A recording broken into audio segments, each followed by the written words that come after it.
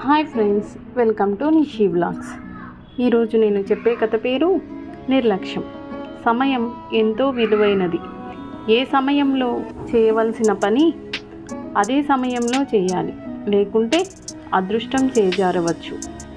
అనగనగా ఒక ఊరిలో అనిత 7వ తరగతి చదువుతోంది. తెలివైన అమ్మాయి, చక్కగా చదువుతుంది, చక్కగా పాడుతుంది కూడా.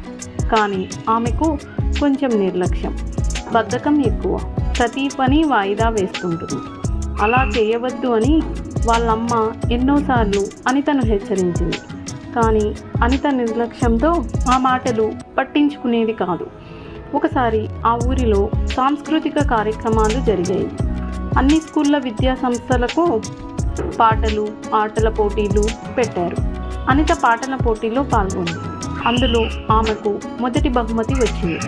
కొన్ని రోజుల తర్వాత ఒకరోజు సాంస్కృతిక కార్యక్రమాలు నిర్వహించిన సంస్థ నుండి అనితకు ఒక ఉత్తరం వచ్చింది. గత నెలలో జరిగిన పాటల పోటీలో మొదటి బహుమతి వచ్చినందుకు మరునాడు తమ కార్యాలయానికి వచ్చి బహుమతి తీసుకోవాల్సిందిగా రాశారు ఆ ఉత్తరంలో. అనిత ఆ ఉత్తరాన్ని పెద్దగా పట్టించుకోలేదు. తర్వాత ఎప్పుడైనా వెళ్ళి బహుమతి తెచ్చుకోవచ్చులే అనుకుని మర్నాడు వెళ్లకుండా 4 రోజుల తర్వాత వెళ్ళింది.